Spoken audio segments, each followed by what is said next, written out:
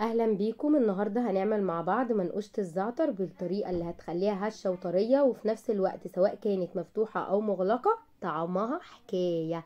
يلا نشوف الطريقه. اول حاجه معايا نص كوبايه من الميه الدافيه، معلقه صغيره من السكر، وكيس من خميره. انا بستخدم خميره دريم. هقلبهم كويس قوي واغطيها كده واسيب الخميره تتفاعل.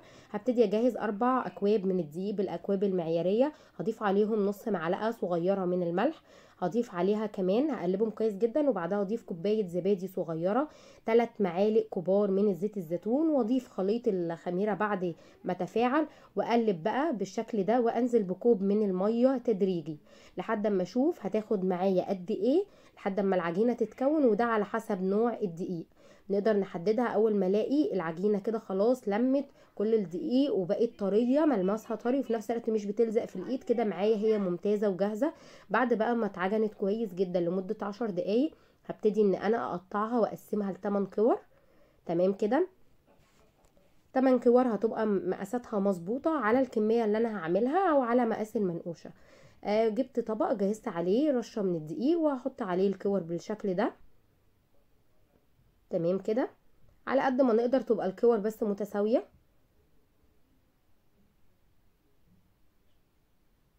تمام كده. هبتدي بقى ان انا رشه صغيره برضو من الدقيق كده على وش العجينه، وهبتدي اغطيها واسيبها لمده 45 دقيقه تخمر لساعه. طبعا هنا جهزت بقى الخلطه المميزه التحفه اللي هي الزعتر. حطيت زعتر، وحطيت معلقه صغيره من السماق، وحطيت زيت زيتون، وقلبت كويس جدا لحد ما اتكون معايا كده معجون من الزعتر ده. يعني الزعتر ده لذيذ جدا وحلو قوي. بالطريقه دي زيت الزيتون يا جماعه ما تلاقوش، والسماق حلو قوي، يعني ما تستكتروش ان معلقه صغيره، لا بيدي نكهه لذيذه قوي للمنقوشه. هبتدي بقى ان انا افرد بقى العجينه بالشكل ده، وهبتدي اضيف اول واحده هعملها مفتوحه، وهعملها بالزعتر. تمام كده.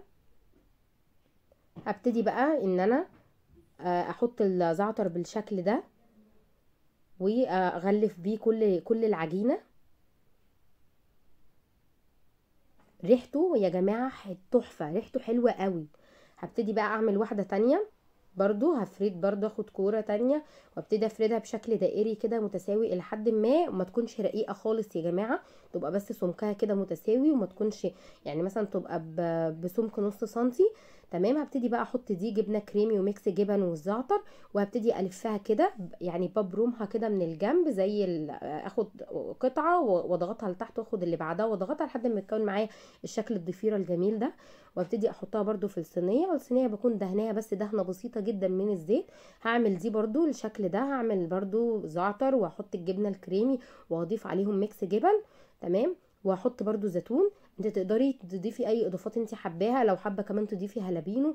انا حبيت اعملها بالطريقه دي، انا بجيبها من بره اللي هي المنقوشه الزعتر والجبنه الكريمي، بحبها جدا، بس بصراحه اعملها في البيت احلى بكتير. اعملوها في البيت طعمها احلى بكتير جدا جدا وجميله، وانتوا اللي بتتحكموا كمان في الحشوه وكميه الزعتر اللي انتوا بتحطوها مع كميه الجبنه الكريمي، طعمها حكايه يا جماعه.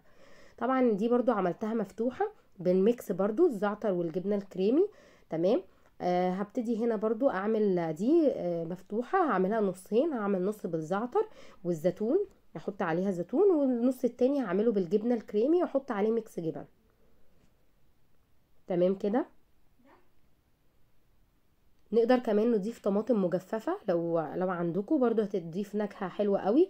كده خلاص المنقوشة جهزت معايا، ومسخنة الفرن على اعلى درجة حرارة. هدخل المنقوشة، مش هتاخد معايا من 10 دقايق ل 12 دقيقة، هتطلع معايا بالجمال ده، يعني بتاخد لون تحفة.